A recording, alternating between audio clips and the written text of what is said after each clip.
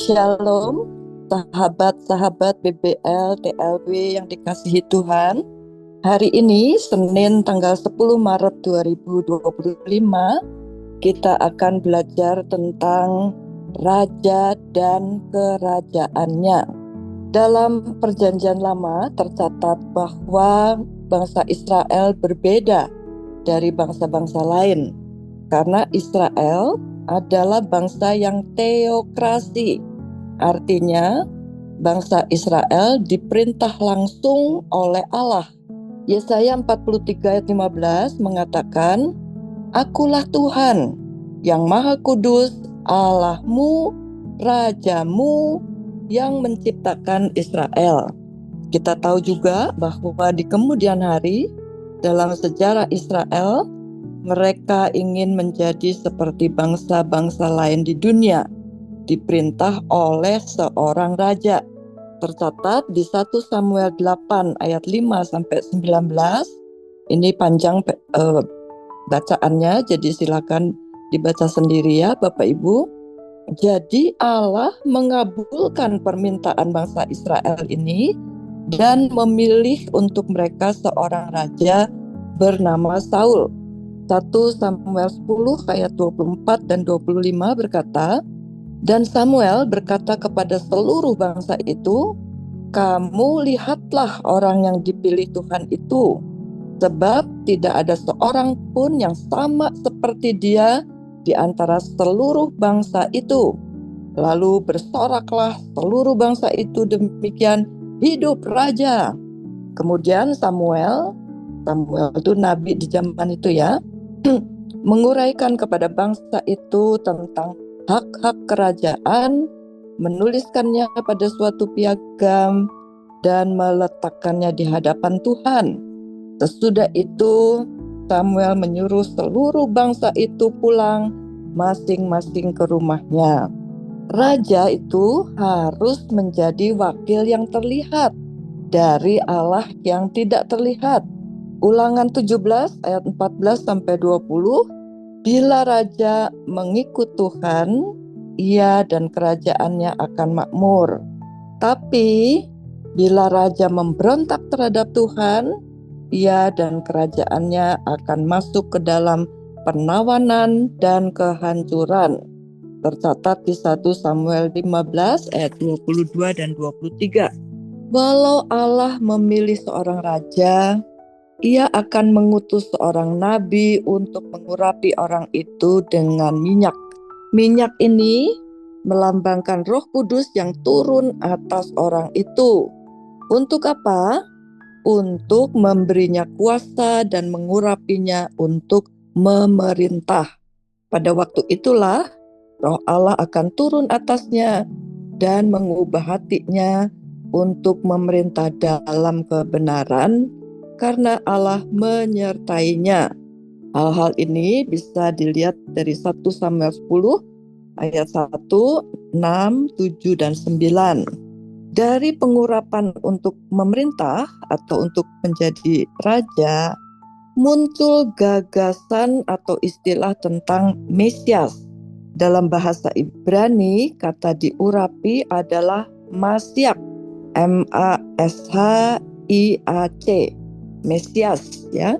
Sedangkan dalam bahasa Yunani diterjemahkan sebagai Kristos atau Kristus. Nabi-nabi di Perjanjian Lama sudah menubuatkan bahwa kelak akan datang Mesias atau yang diurapi, dan Allah yang empunya surga akan mendirikan satu kerajaan yang tidak akan pernah hancur. Ada 3 ayat yang saya ingin bacakan dari kitab Daniel. Yang pertama Daniel 2 ayat 44. Tetapi pada zaman raja-raja, Allah semesta langit akan mendirikan suatu kerajaan yang tidak akan binasa sampai selama-lamanya, dan kekuasaan tidak akan beralih lagi kepada bangsa lain. Kerajaan itu akan meremukkan segala kerajaan dan menghabisinya, tapi kerajaan itu sendiri akan tetap untuk selama-lamanya. Yang kedua, dari kitab Daniel 7 ayat 14. Lalu diberikan kepadanya kekuasaan dan kemuliaan dan kekuasaan sebagai raja. Maka orang-orang dari segala bangsa, suku bangsa dan bahasa mengabdi kepadanya. Kekuasaannya ialah kekuasaan yang kekal, yang tidak akan lenyap, dan kerajaannya ialah kerajaan yang tidak akan musnah. Yang ketiga, dari Daniel 7 ayat 27. Maka pemerintahan, kekuasaan, dan kebesaran dari kerajaan-kerajaan di bawah semesta langit akan diberikan kepada orang-orang kudus, umat yang maha tinggi. Pemerintahan mereka adalah pemerintahan yang kekal, dan segala kekuasaan akan mengabdi dan patuh kepada mereka. Ternyata tidak mudah di Perjanjian Lama bangsa Israel bisa memahami tentang Yesus, apalagi menyampaikan berita tentang Yesus. Tidak mungkin bisa dipahami tanpa pemahaman dasar tentang kerajaan Allah. Sebab Mesias atau Yesus nanti akan menyampaikan berita tentang kerajaan Allah.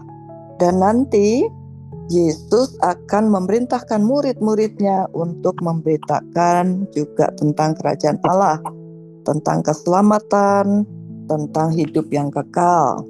Nah, dalam suatu kerajaan, raja akan memerintah orang-orang di bawahnya. Dalam kerajaan Allah, Allah akan memerintah orang-orang yang ada di dalam kerajaannya. Tentunya untuk masuk kerajaan Allah ada syarat-syarat yang harus dipenuhi. Harus ada perubahan hati. Perubahan hati inilah yang disebut Alkitab sebagai pertobatan. Perubahan hati terhadap Allah artinya berbalik dari iblis, berbalik dari dosa, berbalik kepada Allah, berbalik kepada Kristus dan jalan-jalannya. Ketika seseorang bertobat, Allah memberikan pengampunan dosa lewat darah Yesus dan hidup yang kekal. Sesuai Roma 6 ayat 23 yang berbunyi, sebab upah dosa ialah maut, tapi karunia Allah ialah hidup yang kekal dalam Kristus Yesus Tuhan kita.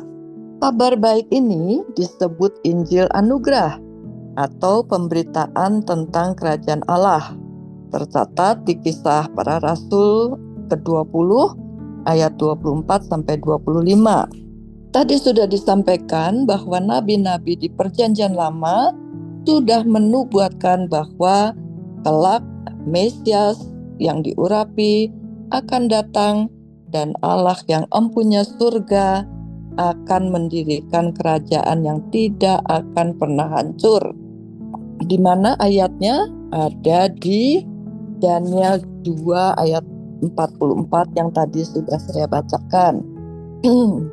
Nah, waktu Yesus atau Mesias sudah datang, apa yang disampaikan oleh Yesus? Tercatat di Matius 4 ayat 17 dan 23.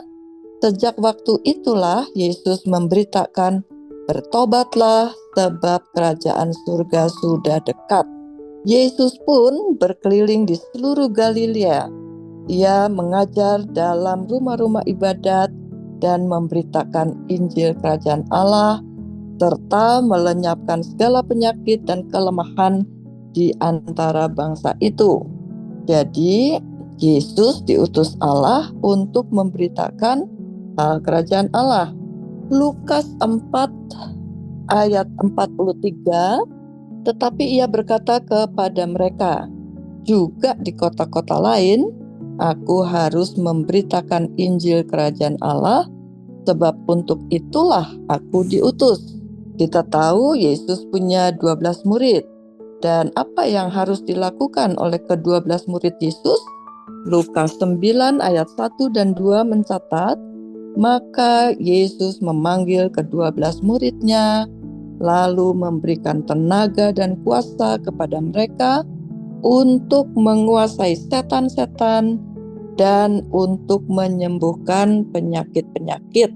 Dan ia mengutus mereka untuk memberitakan kerajaan Allah dan untuk menyembuhkan orang. Jadi ada 3 hal yang harus dilakukan oleh murid-murid Yesus. Yang pertama, mengusir setan-setan. Yang kedua, menyembuhkan orang sakit. Yang ketiga, memberitakan kerajaan Allah. Selain murid-murid yang 12 orang, ada juga murid-murid Yesus yang lain sebanyak 70 orang murid. Kepada 70 murid ini pun Yesus memerintahkan untuk memberitakan tentang kerajaan Allah. Tadi sudah kita dengar tentang Mesias yang diurapi, Kristus. Menurut definisi orang-orang Yahudi sendiri, kata Kristus berarti raja.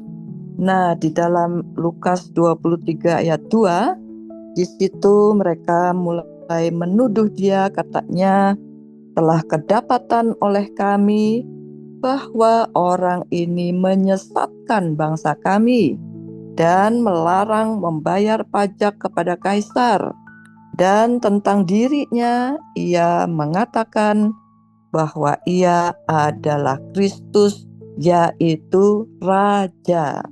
Nah, di Perjanjian Baru bertentangan dengan hukum Romawi, orang-orang Yahudi mengatakan bahwa Rasul Paulus mengajarkan adanya raja lain, yaitu Yesus.